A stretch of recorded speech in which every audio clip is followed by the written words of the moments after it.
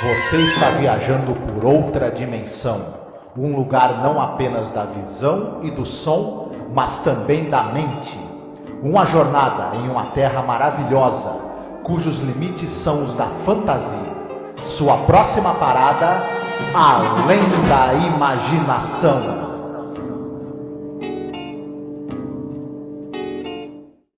Olá, ouvinte, seja bem-vindo, seja bem-vinde à nossa Zona do Crepúsculo. Eu sou a Angélica. E eu sou o Marcos. Hoje nós iremos falar sobre o segundo episódio da quarta temporada, episódio número 104, The Third Phaeton Grave, que seria a sepultura de 30 braças, né, Marcos? Exatamente. Episódio escrito pelo Rod Serling, dirigido pelo mesmo diretor do episódio anterior, né? O Perry Lafferty. E é um episódio sobre histórias de fantasmas. Só que, porém, é uma história naval de fantasmas, né, Marcos? Exatamente. Uma história de fantasmas que se passa em um destroyer da Marinha Americana. Certo. É um episódio que ele demandou do Rod Serling, a gente vai falar mais sobre isso. Muita pesquisa, né? Ele foi muito cuidadoso no que seria falado ali e tal, mas episódio que ele sofre com vários problemas, né? Que nós iremos com certeza pontuar aqui para vocês, certo? Sim. Nós vamos aqui rapidamente no início do nosso programa. Só lembrar você, recordar que o nosso podcast agora se encontra hospedado no Anchor. Então ele está num feed só dele, está disponível no espaço só dele. Dessa vez não está junto com os nossos programas de cinema. Então você vai no seu aplicativo de podcast ou até no nosso site também vai dar para escutar online no site. Você escreve Além da Imaginação Podcast, tá? No Spotify também. E lá você vai ter todos os episódios que a gente já falou, né? Já estamos aqui na quarta temporada. Logo mais estamos chegando na última, na quinta, né? Ano que vem, estão todos lá os episódios disponíveis para você, tudo bem? Ou seja, se você agora quiser escutar a gente falar sobre cinema, você procura a gente como Cineclube da Masmorra. E se você quiser escutar sobre Além da Imaginação, você escreve Além da Imaginação Podcast e vai ter acesso aos mais de 100 episódios que a gente tem sobre a série clássica, sobre a série nova do Jordan Peele. Nós falamos sobre as 2 temporadas antes de ser cancelada. Então não deixe de acompanhar o nosso trabalho, tá? Caso seja o primeiro episódio que você está escutando no YouTube ou no nosso site, tá certo? Muito bem. Certo. Marcos, The Third Phaeton Grave. Como a gente estava conversando, aquele episódio que até colocam paralelamente aquele episódio, a Odisseia do Voo 33, onde o Rod Serling chamou o irmão dele, né? Que era uma pessoa que era desse ramo da aviação. Então tudo que é falado no episódio é certinho com o que o pessoal fala durante um voo, seja sobre instrumentos ou medidas que sejam, né? Não rolou aquele technobubble maluco, né? Rod Serling teve aquela preocupação nesse Odisseia do Voo 33 de fazer um episódio que fosse verossímil, né? Ele é muito preocupado com a verossimilhança das coisas. Agora que a Sepultura de 30 Braças também tem esse mesmo cuidado do Rod Serling, já que o roteiro é dele. Porém, já é um episódio que ele sofre assim com uma questão de meio repetição e aquela barriga que alguns episódios têm nessa temporada, né? Serem muito grandes, né? Infelizmente, esse episódio também me deu essa mesma impressão, que ele ali, em um determinado momento, tem uma repetição de fatos ali que acaba desengajando a gente da história, né? E é uma pena, porque foi um episódio que demandou muito cuidado. A gente vai falar sobre isso, mas as cenas no Destroyer foram filmadas realmente em navios da Marinha Americana.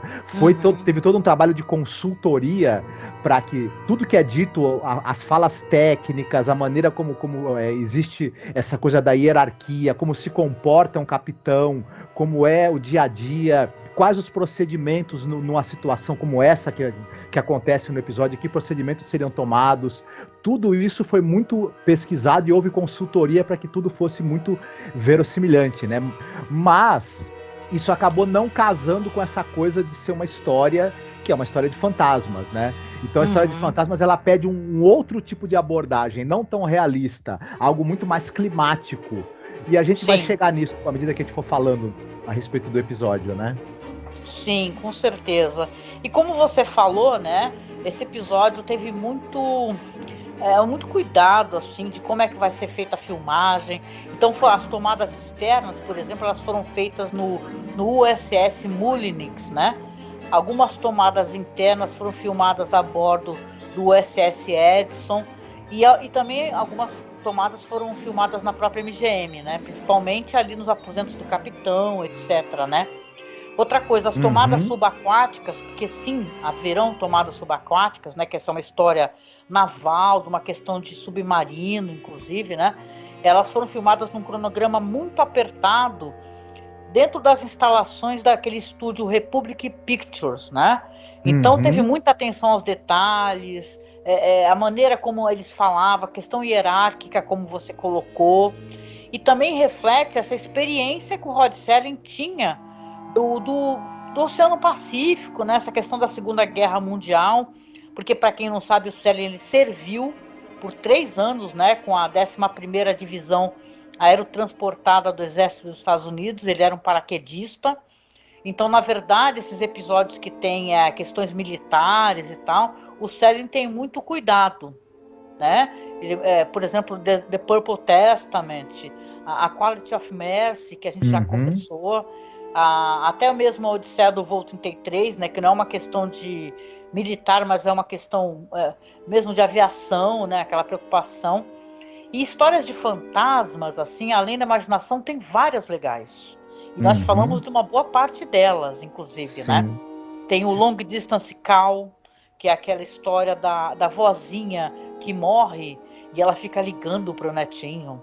Tem a Game of Pool, que é a história do jogador de sinuca que ele resolve desafiar, né? Um grande jogador que já é falecido, e vai ter esse jogo entre os dois. The Change of God, que foi o último episódio da temporada anterior.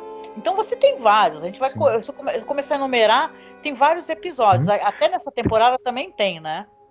Isso, tem um episódio específico também, o Judgment Night, né, que é aquele em que um comandante de um submarino alemão, ele fica sendo eternamente membro, né, do passageiro do navio que ele afundou, né, como punição. Também é uma história de fantasmas que vem buscar, né, você para que você seja punido. E é dirigido pelo John Brennan, né? Tem um grande diferencial, a questão do expressionismo, dos ângulos, até mesmo aquela neblina que faz com que o episódio tenha um ar fantasmagórico, mais assustador. Né? A gente sente falta dessa construção mais lúgubre, mais fantasmagórica, que casa muito melhor com a temática dos fantasmas e de você ser assombrado por um fato do seu passado, né? E você ter sobrevivido a uma determinada coisa e os mortos estarem atrás de você. Isso pede uma construção diferente do que esse episódio teve. Ele é um episódio muito à luz do dia, com tudo muito claro e com muito detalhamento, né? Eu acho até que tem uma quebra, entendeu? Porque você vai ter a questão dos fantasmas, que a gente já está entregando aqui, né? Nem fizemos a sinopse, né? Mas tem uma quebra, porque se você tem a questão da loucura, que tem um personagem que vai ficando louco, e os fantasmas aparecem, começam a aparecer, mas aí tem novamente a questão, sabe, de hierarquia, de vamos fazer isso, vamos descer para verificar. Bom, nós vamos falar sobre isso. Eu só queria colocar aqui dentro do que você falou, que eu concordo contigo, peronomútil, porque a gente lembra que tem, por exemplo, The Wicker Man, que é aquele filme maravilhoso do Robin Hood, né? Quem é que conhece? Que tem o Christopher Lee, no filme, que é o policial que vai investigar o desaparecimento de uma criança numa ilha onde eles têm um culto, né? E tem um desfecho inusitado. E eu lembro que quando nós gravamos, até com o finado Harold, né? Ele falava que isso havia impressionado muito ele, porque várias cenas de tensão e de terror eram durante o dia. Elas eram feitas durante o dia. Então, é meio que uma questão também de você saber como você manter um clima de terror, né? Você não quebrar isso assim, né? Subitamente você volta para a questão militar e tal, né? E o episódio se prolonga. Mas é isso, gente. A gente até pode comentar um pouquinho depois, se você quiser, sobre aquele The Lone Survivor, né? Que é um episódio de Night Gallery, que talvez as pessoas queiram conhecer. Claro, se eu puder também vou tentar disponibilizar, como eu faço com todos os episódios, né? Tá certo? Você quer falar um pouquinho mais sobre o diretor ou atores? Fica à vontade. Nós já falamos do diretor, do Perry Lafferty, né? Falamos da carreira dele como diretor, como produtor, né? No episódio anterior. Falando sobre especificamente do elenco desse episódio, você tem o cara que é o Marujo lá, que ele é o chefe de máquinas, e ele tá. E que nós vamos ver que ele vai ter um declínio mental por conta de um determinado barulho que fica perseguindo ele e vozes. Ele é vivido por um ator chamado Mike Kellin, e esse cara, ele era da Marinha durante a Segunda Guerra Mundial, ele era tenente-comandante. Olha! Né? O Mike Kellin, ele interpretou diversos papéis como sargento, seja do exército, seja da marinha, mas ele na verdade tinha a patente de tenente, e ele era um rosto também, um rosto e uma voz. Ele era muito famoso por ter essa voz grossa, essa voz impostada, e ele era um cara com uma formação também, participou de muitas peças de teatro, ele era um ator de teatro. Ele se engajou no teatro quando ele saiu da Marinha, mas após a Segunda Guerra Mundial, mas ele também teve muitas participações na TV, e por ele ter esse jeito, essa postura, né, máscula, militar, e essa voz grossa, ele fez muitos policiais, muitos cowboys e soldados ao longo da carreira. E aí a gente também tem um outro ator de quem nós já falamos, o Simon Oakland. Ele faz o capitão do navio nesse episódio. Ele por exemplo, nós já falamos sobre isso, o chefe do Kolchak, né? O editor do jornal em que o personagem, o repórter que investiga casos sobrenaturais, o Kolchak, trabalha. Pra quem não sabe, quem não tá ligando, assim, Kolchak a gente fez até um podcast já sobre essa série clássica. É uma série que ela é considerada pelo próprio autor, tá? De Arquivo X, a série que inspirou Arquivo X, né? É o antecessor do Arquivo X, né? Então, é interessante para quem gosta de séries assim de gênero, com terror, suspense e humor também, porque Kolchak é muito engraçada, vale a pena procurar. Ele também ficou famoso, já falamos isso, como o psiquiatra do filme Psicose, né? Isso, ele que faz aquela descrição, né, da doença mental do personagem principal, né? Ele aparece bem no finzinho, né? De Psicose. Sim. E ele também teve uma carreira permeada por participações em séries de faroeste, policial, enfim, que tinha muito a ver com o tipo físico também dele, né? Ele tinha muito essa cara de homem durão, ele fez muitos vilões também. Aí a gente pode destacar também dois nomes, o David Shiner, que ele faz o médico da tripulação, e o John Considine, que é o cara que faz o mergulhador. Eles eram dois atores de larga carreira na televisão e faziam muitas séries também de policial, de aventura, de cowboy, e trabalharam, inclusive, os dois nas mesmas séries, né? Ambos apareceram em séries como FBI, como Combate, Perry Mason, enfim. Eram figurinhas assim fáceis na televisão. Só para terminar de destacar no elenco, a gente tem uma presença também do Bill Bixby nesse episódio. O Incrível Hulk, o ator do Incrível Hulk. O Bill Bixby, ele é um ator também que teve dos anos 60 até os anos 90, quando ele morre, ele participou de muitas e muitas séries de policial, séries de faroeste, séries de suspense. Ele era um excelente ator. Foi o inesquecível Incrível Hulk da televisão, e ele também era diretor. Ele dirigiu muitos episódios de várias séries, incluindo do próprio Incrível Hulk. Ele começa a dirigir episódios, se eu não me engano, ele começa a chamar a atenção quando ele participa de uma série chamada Meu Marciano Favorito, e daí para frente, né, ele tem a participação em muitos filmes para TV, muitas séries e, sobretudo, no inesquecível Incrível Hulk, né? Ah, sim. Inclusive, na tua recomendação, você vai colocar mais um conteúdo, né? Uhum. Com Bill Bixby, o Vincent Price. Então, inesquecível, sim, gente. Muito bom. Só aguardar. E é isso, né? Vamos então lá para a sinopse do episódio. Dessa vez sou eu que vou fazer a sinopse para vocês. Então, vamos lá. Um destroyer naval dos Estados Unidos está em uma viagem ali pelo Oceano Pacífico, e eles acabam investigando um sinal que aparece no sonar, que é uma espécie de ruído estranho, que ele está ali abaixo da superfície do oceano. O barulho ele fica soando ali como marteladas, sabe, constantes no metal. O capitão, que é o Behan, ele envia um mergulhador, o McClure, para investigar, e a tripulação acaba descobrindo então um submarino em ruínas, que data da Segunda Guerra Mundial. Esses eventos vão ocorrendo ao mesmo tempo em que o capitão ele está tendo que lidar com o comportamento estranho do chefe Bell, que ele é um marinheiro veterano, e o comportamento dele é inexplicável e desconcertante, né?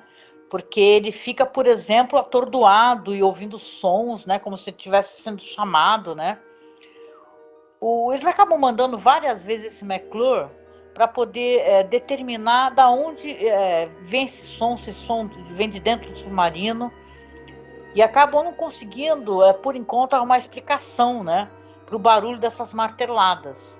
Para resumir a questão aqui, a gente vai ter então nessa história, onde que ao mesmo tempo que vai degringolando a saúde mental desse chefe Bell, a gente vai descobrir o motivo, né, depois, que ele vai para a enfermaria, acaba sendo colocado sob observação, né? Ele está, inclusive, convencido que tem alguém chamando ele de dentro do submarino, né?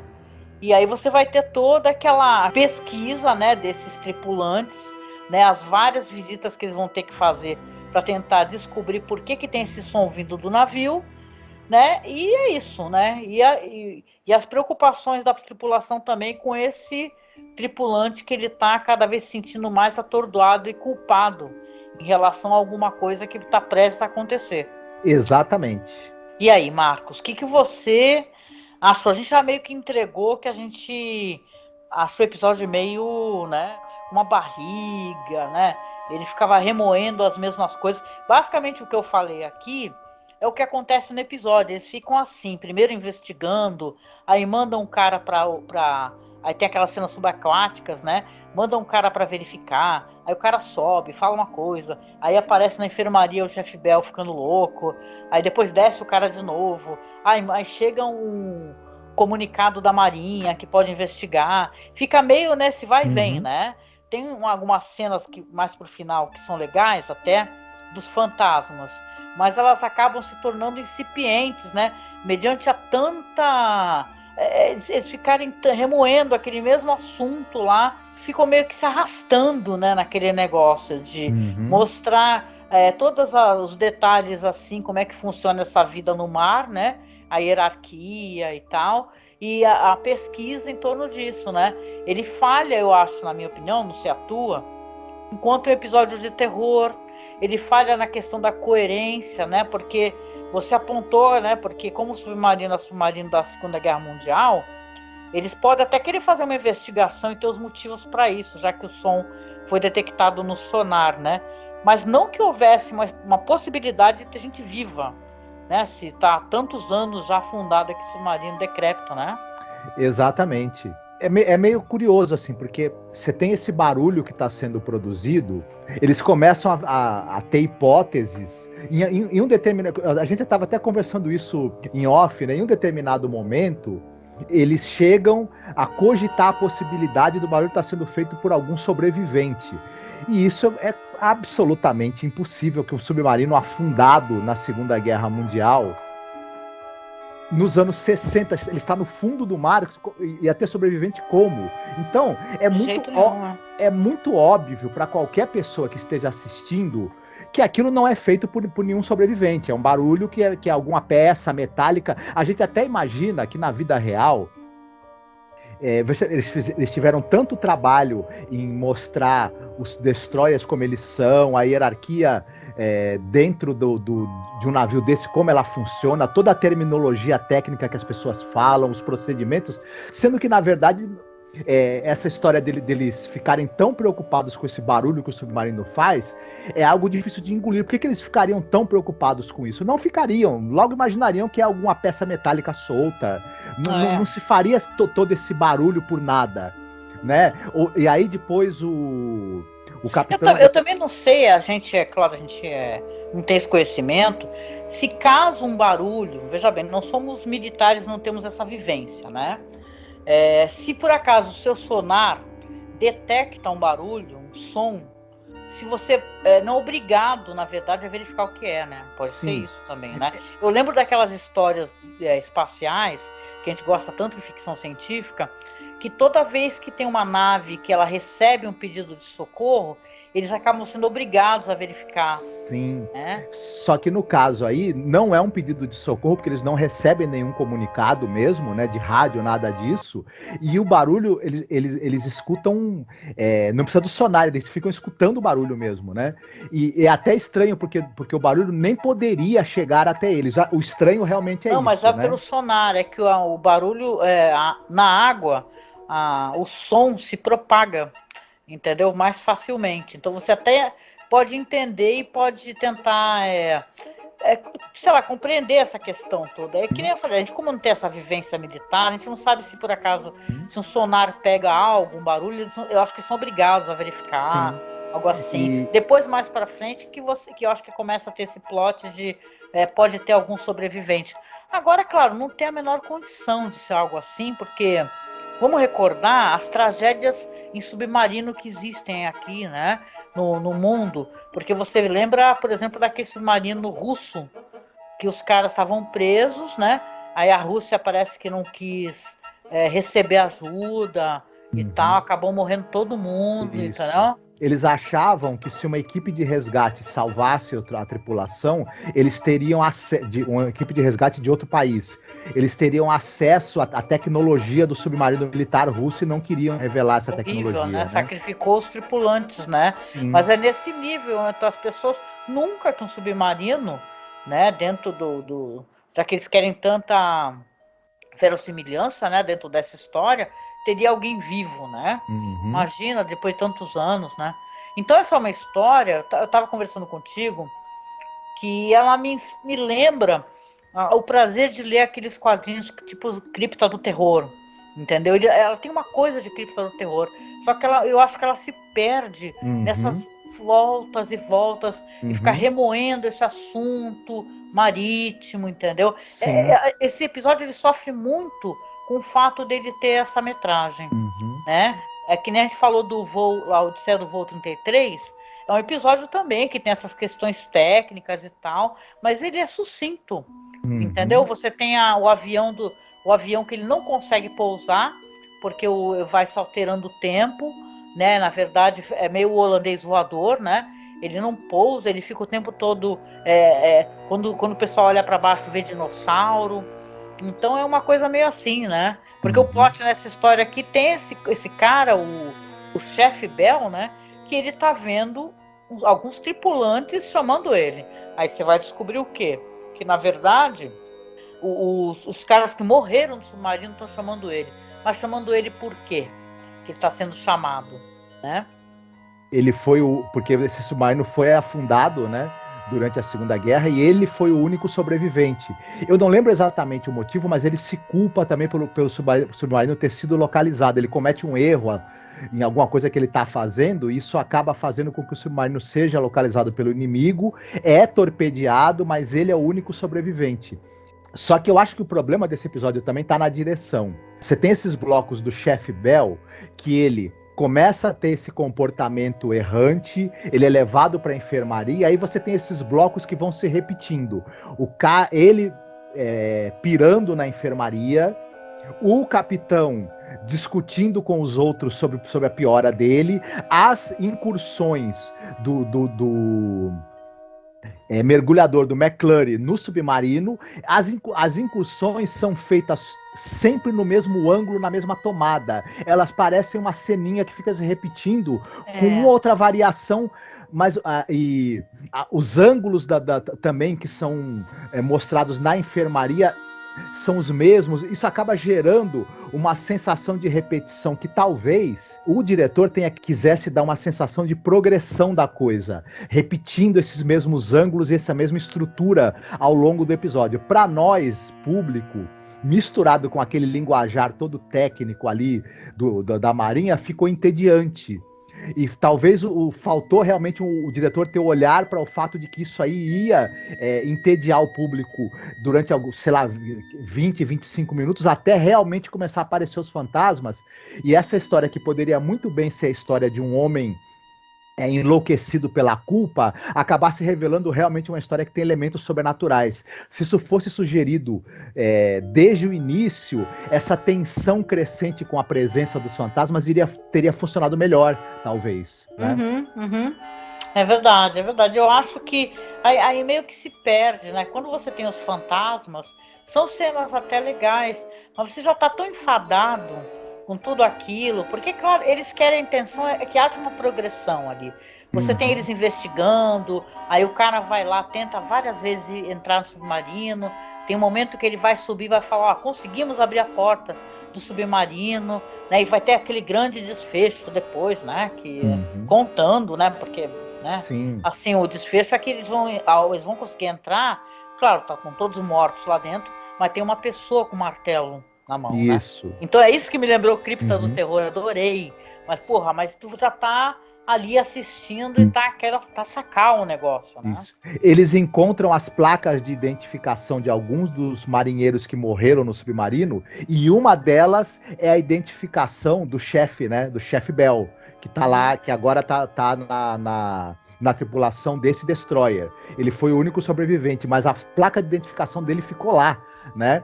E aí, ele, tomado pela culpa de estar vivo e pelo barulho ensurdecedor dos mortos chamando ele pula no mar, né, para se juntar aos mortos, né?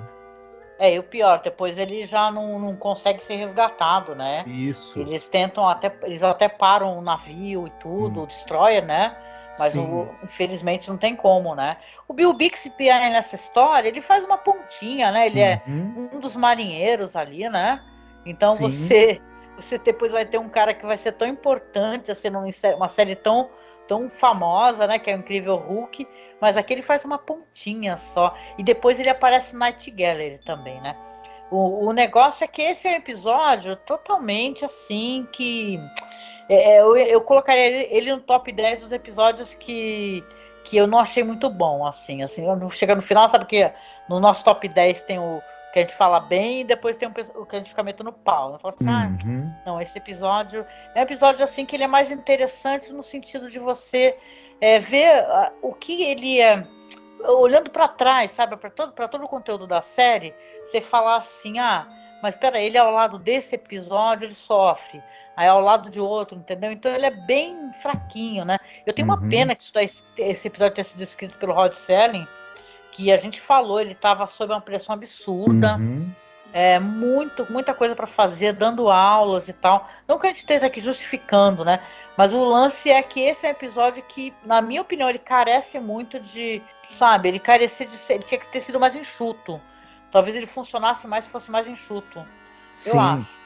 Ele acaba tendo diálogos demais, diálogos que acabam repetindo as mesmas informações pra gente, em vez de criar um senso de progressão do enlouquecimento do personagem do chefe Bell. Aí um detalhe, né? Que talvez seja o ponto alto desse episódio, as interpretações, né? O Mike Kellin, ele tá muito bem, ele essa progressão da culpa e do declínio, né, da psicológico dele é muito bem feito pelo ator. Era um ator muito bem dotado, com grande experiência de teatro, então ele consegue transmitir isso muito bem. Embora a história... embora isso seja muito bom, seja muito bem feito, a gente tem dificuldade em se conectar com ele apesar disso, porque o restante da história não trabalha para isso. O personagem do capitão, do Simon Oakland, ele transmite muito bem o autoritarismo, a exigência por perfeição desse capitão, mas eu acho que a maneira como ele foi escrito e os diálogos exageradamente autoritários dele dificultam para o ator fazer com que ele tenha um senso de humanidade. Eu acho que no papel tinha uma intenção de que a gente sentisse que ele sofre por conta do que está acontecendo com esse subordinado dele. Mas o excesso de diálogos muito técnicos e autoritários dele, o ator não conseguiu encontrar esse equilíbrio com a humanidade do personagem também, infelizmente. É verdade, concordo contigo também. Né? Parece que é uma história que existe mais uma preocupação com que barulho é esse do que a questão humana, né? O que aquele cara está sofrendo, né? Como ele sofre sozinho a maior parte do tempo e depois acaba se suicidando, né? Então você fica com a história meio assim, no final de contas ele sentia culpa e tal, sabe? Ficou meio... É uma história assim, com um desfecho trágico, mas não consegue te pegar assim, entendeu? Você não consegue se identificar com o sofrimento desse personagem, né? Depois de tanta reviravolta marítima do cacete, né? Entrei de gaiato no navio, que chega um ponto que você fala, chega disso, né? Pra onde que a gente vai, né? Mas de qualquer jeito o episódio vai. Assim, eu sou do tipo que eu não tenho problema nenhum com episódios demorados, ou mesmo que eles se arrastem, entendeu? Contanto que eles consigam concatenar de alguma maneira, entendeu? Se consiga assistir e falar assim, é interessante episódio que dá para refletir sobre isso, ou sobre aquilo. Esse episódio, para mim, é um episódio totalmente, né, whatever, assim, né? Mas vale por ver o Bill Bixby, pelo menos, né? Esses atores também que estão muito bem. Que nem você falou, o elenco está bem dentro do possível, né? Trabalhando, porque o Rod Serling, toda essa turma, só tinha muito cuidado e muita preocupação com a atuação, né? O negócio não era brincadeira, né? Tiveram alguns episódios que a gente já comentou que foram feitos com aquele sistema de gravação de vídeo, né? Câmera parada. Esses episódios aqui já não tem mais isso. Ao mesmo tempo tem o Peter Leffert, que é o diretor, que é um cara que não tem muita imaginação também, né, na direção, então complica, né? Mas tudo bem. Falta um traço mais autoral também, realmente, na condução desse episódio, que a gente viu em episódios... A gente via muito em episódios dirigidos pelo John Braham, pelo Douglas Heyes. Nossos diretores favoritos, né? Douglas Heyes, John Braham. A gente não falou ainda, mas, por exemplo, tem um episódio maravilhoso dirigido pela Ida Lupino, com traços autorais incríveis, um episódio também de temática de horror. A gente vai falar dele. Não vejo a hora de chegar nele. Mas é só na temporada que vem, né? Na outra, né? Isso, mas infelizmente esse diretor, o Rafferty, ele acaba não tendo traços autorais muito, muito definidos assim, e como você mesmo falou, carece de um jogo de cintura para tornar aquele roteiro mais interessante, tirar o melhor dele, né? Infelizmente. E eu tô pensando na minha cabeça aqui, assim, eu não tenho nenhum problema com histórias de terror, de suspense ou de investigação que sejam passadas em navios. Porque eu lembro daquele navio fantasma, por exemplo, você lembra? Sim. Que os caras, eles são caçadores de tesouros em navios que aparecem abandonados, né? E tem todo aquele plot, né? Que aparecem os fantasmas. Tem até aquela atriz que fazia The Good Wife.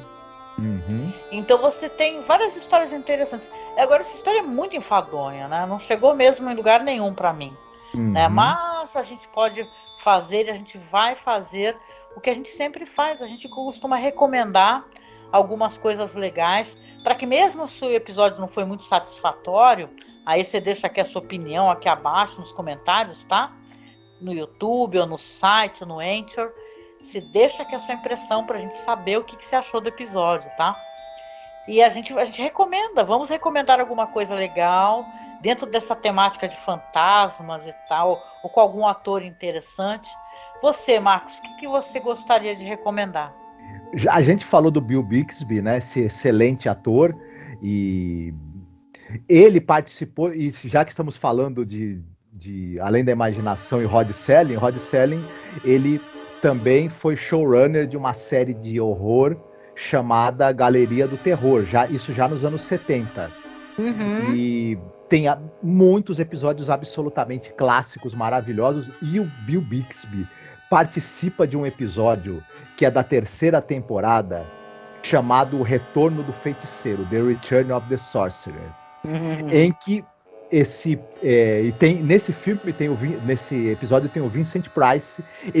O Bill Bixby ele é um linguista e ele é contratado para traduzir um determinado documento que na verdade é um feitiço, né? Perigosíssimo, e que ele precisa que alguém fale esse feitiço para quebrar uma maldição. Só que a pessoa que falar esse feitiço também vai ser amaldiçoada e também vai estar sujeita a perigos e a uma morte horrível, né? Absolutamente é um terrir da melhor qualidade. Tem uma participação da atriz Tisha Sterling também, como a esposa traíra do personagem do Vincent Price. É absolutamente sensacional e vale muito a pena. Nossa, eu tenho uma queda em tudo que tem o Vincent Price. Quem me segue no Facebook e no Twitter já deve ter reparado. Eu amo, aliás, esse é um dos episódios mais legais de Galeria do Terror, porque ele tem as coisas que o Vincent Price costuma inspirar na gente. São os vilões engraçados, divertidos, carismáticos, né? E o Bill Bixby faz um papel tão legal também, porque ele vai meio que se chocando com as coisas que vão aparecendo. Então é muito legal, gente. Eu andei fazendo o upload lá pro nosso grupo. A gente tem um grupo lá no Facebook, Fãs de Além da Imaginação. Então talvez, se você procure, coloque lá na pesquisa do grupo Night Gallery, ou peça para mim, me marca lá, porque eu já andei fazendo o upload, que eu fiz um DVD do Night Gallery. Eu peguei, deixei as legendas em sincronia e tal. Preparei um DVD ISO mesmo, que você pode assistir no PC ou você pode gravar e guardar para você de lembrança e tal. Então eu fiz, eu acho que eu fiz a primeira e a segunda temporada, que eu lembro. Eu acho que tem esse episódio também, que é da primeira, né, Marcos? Se não me engano? Sim. É da primeira, né? Esse episódio que a gente tá falando aqui agora, acho que é da terceira temporada, se eu não me engano. Ah, então não tem, mas eu acho que eu fiz o upload. Eu procuro e coloco lá no grupo o link lá deste episódio, que eu lembro que eu legendei ele. Esse daí do Night Gallery com Vincent Price e o Bill Bixby. É muito legal, gente. Eu acho o Night Gallery uma das séries mais legais também. O pessoal meio que não dá muita bola. Tem gente que não gosta dessa estética dos anos 70, né? Tem isso, você... Né, Marcos? O pessoal fala assim, eu gosto de Além da Imaginação, a série clássica, mas dos anos 70 eu já não gosto. Não, eu adoro essas coisas que fedem anos 70, mas tem essas grandes atrizes e atores, né? É muito legal. Toda a Night Gallery é interessante, então vale a pena. Eu prometo que eu deixo coladinho o link desse episódio para o pessoal assistir. Sim. E você, o que você tem para nos recomendar? Olha, eu vou aqui atacar uma das coisas que a gente já tratou no nosso podcast, na época de Natal, porque o pessoal do Reino Unido, eles têm uma tradição deles, né? Que é contar histórias de fantasmas no Natal.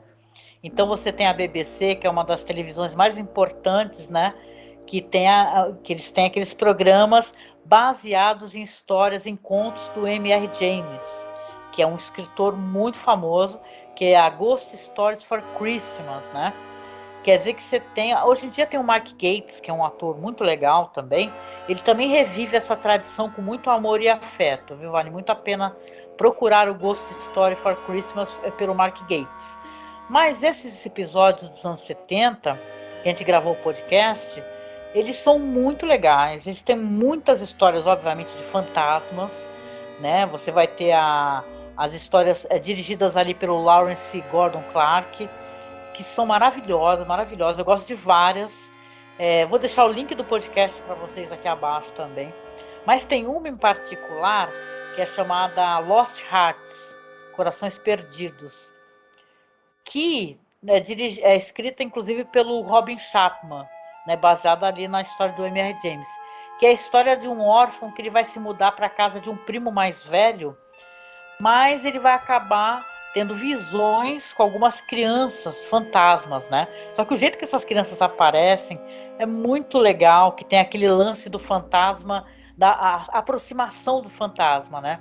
Que uma hora o fantasma está para fora da casa, aí aparece e já está na parte de baixo da escada, depois no alto da escada, e vai criando aquela tensão e aquele horror, sabe? É muito legal esse daí, o Lost Hearts, é de 73, e cara, essa tradição das histórias de terror contadas no Natal é uma tradição maravilhosa. Eu fico com muita vontade, assim que a gente pudesse, né, fazer isso aqui também, né? Quem sabe a gente faz isso nos podcasts natalinos, né?